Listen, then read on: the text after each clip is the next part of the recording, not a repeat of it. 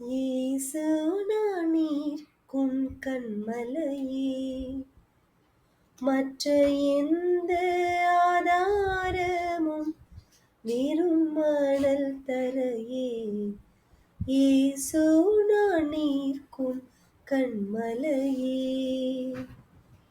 இயேசுவின் நாமத்தின் மேலே எந்தன் எல்லா நம்பிக்கையும் வைத்தேன் அன்பாலே. இயேசுவின் நாமத்தின் மேலே எந்தன் எல்லா நம்பிக்கையும் வைத்தேன் அன்பாலே. நேசனையும் கூட நம்பேன், நேசனையும் கூட நம்பேன்.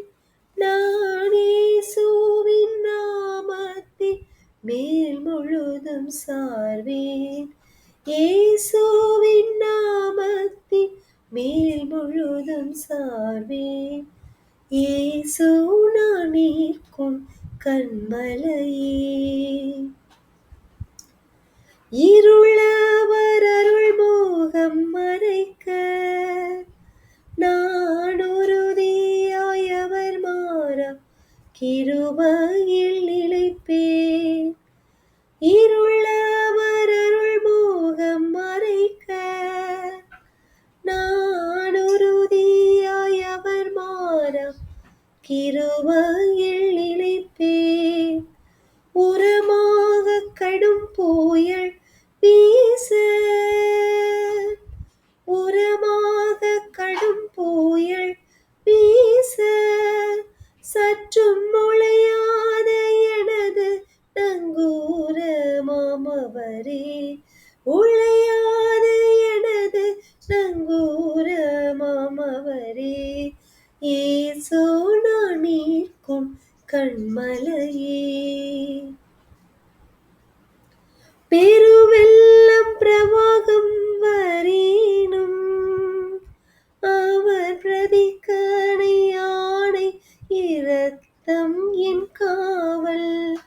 பெருவெள்ளம் பிரவாகம் வரேனும் பிரதிக்கனை யானை இரத்தம் என் காவல்.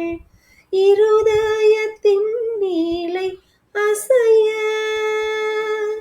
இருதயத்தின் நீலை அசைய அப்போ இயேசுவே என் முழு நம்பிக்கையாமே. இயேசுவே என் முழு நம்பிக்கையாமே. இயேசு நான் நிற்கும் கண்மலையே, மற்ற எந்த ஆதாரமும் வெறும் மணல் தரையே. இயேசு நான் நிற்கும் கண்மலையே. கிறிஸ்துவுக்குள் பிரியமானவர்களே, ஆண்டவராக இயேசு கிறிஸ்து மாத்திரமே நம்முடைய கண்மலை, நம்முடைய ஆதாரம். வாழ்க்கையில் மற்ற எந்த ஆதாரத்தையும் நம்முடைய வாழ்க்கையில் நாம் கொண்டோமானால் அது நிலையானது கிடையாது. தேவனுடைய வார்த்தையிலிருந்து கிடைத்த ஆசீர்வாதங்களை நம்முடைய ஆதாரமாக கொள்ளக்கூடாது என்பது தேவனுடைய சித்தம். இஸ்ரவேல் ஜனங்கள் அடிமையான தன்னுடைய வாழ்க்கையை வாழ்ந்து கொண்டிருக்கும் பொழுது மோசையின் மூலமாய் மீட்கப்படுகிறார்கள். மீட்கப்படும் பொழுது தேவனை நம்பி பிழைப்பது என்பது என்ன என்பதே அவங்களுக்கு தெரியாது. அதனாலதான் தேவன் அதை கற்றுக் கொடுக்க அவங்களை வனாந்தரம் வழியாக நடத்தி கொண்டு வந்தார். ஒவ்வொரு நாளும் தேவனை நோக்கியே பிழைக்க வேண்டும் என்பது அவருடைய நிலையாக இருந்தது. அதுவும் ஆண்டவர் வச்சிருந்த கொஞ்சம் பீரியடு தான். ஆனா அந்த விசுவாச குறைவினாலே தேவன் அவங்களை எங்கிருந்து கொண்டு வந்தார், எப்படி கொண்டு வந்தார்ங்கிறத மறந்ததுனால அவங்களுடைய ஆதாரத்தை பிடிச்சுக்கிட்டாங்களே ஒழிய ஆதாரமாகிய தேவனை பிடிக்கவில்லை. அது அவங்களுடைய வனாந்தர வாழ்க்கையில அவங்க பட்ட கஷ்டங்கள், அவங்க படுத்தின பாடுகள், மோசே தேவனை துக்கப்படுத்தின காரியங்கள் எல்லாம் பார்க்கும் பொழுது தேவன் நல்லவராக தான் கடைசி வரைக்கும் இருந்தார். அவருடைய வார்த்தையிலே உண்மை உள்ளவரா இருந்தார். கானான் தேசத்துக்கு உங்களை கொண்டு போவேன்னு சொன்னாரு. அதே மாதிரி கொண்டு போக எல்லாவற்றையும் ஆயத்தப்படுத்தி அவர்களுக்கு அதை காமிக்க வேற செஞ்சார். ஆனா அவங்க தேவனை நம்பாமல் பாதி மக்கள் வனாந்திரத்திலே அழிந்து போனாங்க.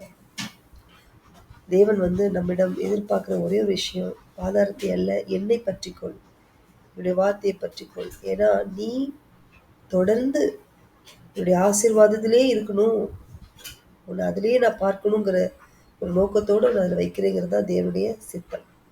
அதுக்காக என்னை பற்றிக்கொள் சொல்றாரு. தேவன் நம்மளுடைய ஆதாரம் என்பதை ஒரு நாளும் மறக்கக்கூடாது. தேவனுடைய வழிகள் வித்தியாசமா இருக்கலாம், ஆனா அவர் வார்த்தை மட்டும்தான் நம்மளுடைய ஆதாரம். அவர் ஒவ்வொரு வழியிலையும் அவருடைய வார்த்தையை நிறைவேற்றியே தீருவார். அதனால வார்த்தையை பிடித்துப்போம். அதுவே நம்மளுடைய நங்குரமாக ஆதாரமாக இருக்கட்டும். கிறிஸ்து நம்முடைய கண்மலையா இருக்கிற என்று சொல்லியிருக்கிறார். தாவீது அநேக இடங்கள்ல கிறிஸ்துவை தன்னுடைய கண்மலையாக தான் பார்க்கிறார். அது அவருடைய மறைவிடமா, பிரச்சனை வரும்போது அதுக்குள்ள மறைத்து கொள்ற ஒரு இடமா பார்க்கிறார். நீதிமான் என்ன செய்யறானா, கர்த்தருடைய நாமம் பலத்த துருகம், அதற்குள் போய் ஓடி சுகமா இருக்கிறான். ஓடி போய் உட்கார்ந்து சுகமா இருக்கிறான். எப்படி ஓடி போய் உட்கார முடியும்?